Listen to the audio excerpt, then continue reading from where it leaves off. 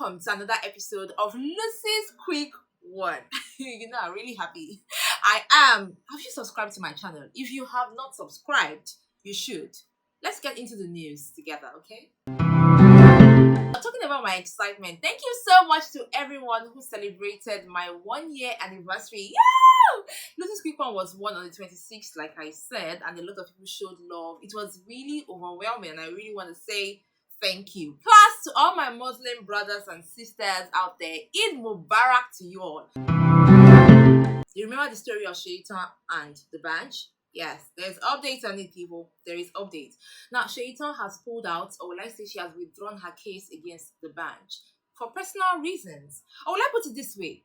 Dbanj has been cleared of all allegations per se. Now, during the week, Seyitan said she was no longer interested in the case because of personal reasons. And even before then, the police headquarters in Abuja said that they were pulling out of the case because they could not find any corroborative evidence against Dbanj when it comes to this rape allegations. Now, it did not end there. Remember the human rights group, Stand to End Rape? Yes. That group also came out to say that Seyitan was pulling out and she did not get any form of monetary compensation, just in case people were thinking that she got money. And before that, they also revealed that Seyitan kind of had a kind of out-of-court agreement. Or will I say settlement? Yes. But even afterwards, there was still more drama about the case because this guy called Sega Links on social media, a lot of people know him as Sega Links, came out to reveal that even beforehand, Seyitan and her family were not even interested in a case, even before the human rights group took over this case and even before the police was interested in this case. And I'm like, then why did the case become such a big issue in the first place? We have people who said that they knew that this is how the case would end, while we had other people say that what actually happened, like it feels like some things just happened and this thing died down. Was there a threat? Was there anything involved? I really personally wish to have seen what actually happened at the end of this whole story. I really want to know who the victim was. But at the end of the day, the case is a forgotten one. This is why I always say, sometimes when things like this happen, try not to get into your emotions, into your feelings, and start throwing tantrums or start, saying certain things. Because at the end of the day, some of these things just end up settled or being settled at the back. Let me know what you think about this whole thing in the comment section. But I really wish that the victim in this case finds peace. And still on updates, Nigerians are still shaking their heads. Now you remember Adeherself, yes, Adedamola. Remember I talked about her and how she was arraigned by the EFCC for fraud. Now this lady is a social media personality, let me just put it that way. And she was arraigned for fraud. Well, she has been granted a 500,000 naira bail. And now she has her phone because she's out there. And her case has been adjourned till August 5th. Now she took her phone and she talked about how she feels currently while she thanked all those who have supported her so far. And I feel that for now, you shouldn't even be saying anything because a lot of questions will come out and say, you're not addressing the elephant in the room. Are you guilty or you are not? But I felt she just wanted to just say something for people to know that she's still here. Hey, I'm still here. But anyways, let's see how this ends. I really want to see if really she is guilty or not. But right now, I don't even know if justice would prevail anymore. Like, if you have a different opinion, let me know in the comment section. Big Brother Naija, are you still watching?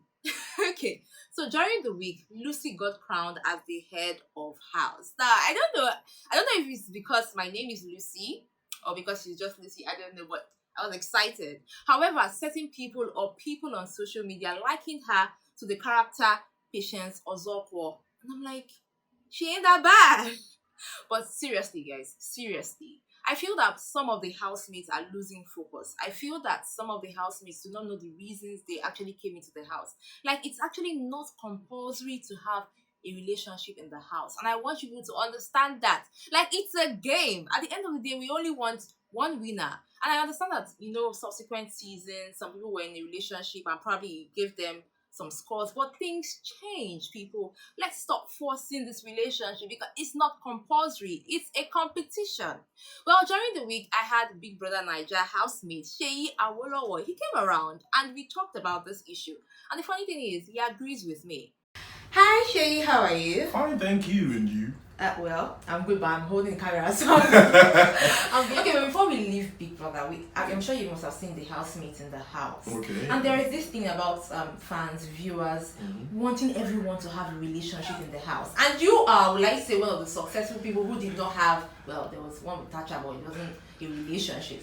So what you can say about this compulsory thing about people asking for relationships during the show? It is not by force now. Leave them alone. Why do you want to hear people fall in love? If it happens, it happens. It's not a must. Because if that doesn't work, you now have to pick who the villain and who the hero is. And then you lose out on a perfectly good candidate for something good in the future. Because if the guy just outrightly says no, a certain demographic of women that have a particular name will not say, this is the kind of guy we hate. And then he might not exactly be a bad person like that, and he'll lose out on things because your voice has destroyed his character. Are there any projects you are currently working on? Yes, I have a heritage and culture show that I'm trying to push as a campaign to try and revitalize our culture for us youths, because we are literally forgetting who we are, where we're from, the kind of things we're supposed to be doing. We're taking all our investments out, people are making money. So I'd like to re-enlighten them as regards that, and hopefully they see what we should be doing and how we need to move forward. Yeah. Probably I'll change my name from Lucy to Uzoma, which is my Igbo name. Bye. You see? Bye. You see what I'm saying? Thank you.